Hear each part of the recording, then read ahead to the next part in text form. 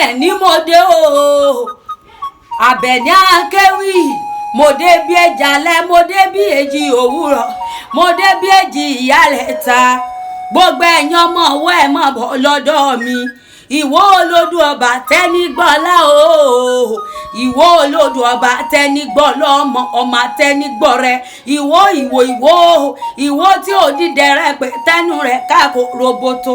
Òdìdẹrẹ́ ò mọ̀ já mọ̀ bí wọ́n gbégbá lọ nílé bàbá tó bí yín lọ́mọ. Ọmọ olúgbà àgbénìyàn ọmọ bàyàmú. Àgbénìyàn ọmọ olóòlà tí ń sá kẹ́kẹ́. Àgbénìyàn ọmọ olóòlà tí ń bá bàjá. Alágbá ọmọ olóòlà tí ń mú kó abẹ. Èdìdì ṣẹnu abẹ jẹ́ ìjọ ọmọ olówà tí ń fò fẹ̀tìmọ̀. Èròjì mi àgbé bẹ́ẹ̀ bá ti dòdò ọba kẹ́ dúró. Òjòrò wọn ìjẹ́sẹ̀ ni ó tó mi. Ìrù ọ̀kẹ́rẹ́ wọn ìjómi ọba ó tòrò. Omi ọba ìbá tòrò mi ní kíra àbárí mú bọ́ọ̀bà mú bọ̀ ṣun mú bá jagun. Òòṣà méjèèjì wò wọn kì í jẹyán wọn kì í jẹ ẹ̀kọ balẹ̀balẹ̀ ogun ni wọ́n ń tọrọ lọ́wọ́ ọba. Jágbónígbó nìyàn ọmọ olè lóde ọmọ olórí abẹ. Ọlọ́tàn Oníkòyí ni wọ́n jọ mẹ́rù ọfà. Àgbẹ̀niyín wọn kì í gbowó lọ́wọ́ yín. Ẹni bá gbowó lọ́wọ́ ẹ̀yin pẹ̀rẹ̀gẹ̀dẹ̀ lábẹ́ bọ́wọ́ olúwa rẹ̀.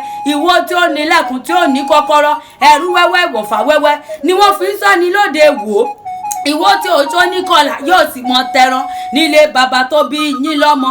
Èròjì mi àgbé àbẹ́ ẹ̀fẹ́ kí yín ní ìyanu ni. Àgbénìyàn ọmọ olóòlà tí ń sá kẹ́kẹ́. Àgbénìyàn ọmọ dákọ́dákó. Àgbénìyàn ọmọ dábò. Ẹ̀yin làgbọ́ ọmọ dádọ́dádọ́.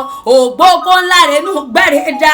Òkanlẹ̀kùn òbò kídọ̀ káàsán. Fìrìjà dọ̀dọ̀ aládọ́dọ́ bí rìbì. Ẹ mọ̀ pé mi láládọ́dọ́ bí rìbì mọ́. Àgbé mo ti já dọ̀dọ̀ mi. Ìwọ ni ìwọ ń jẹ́.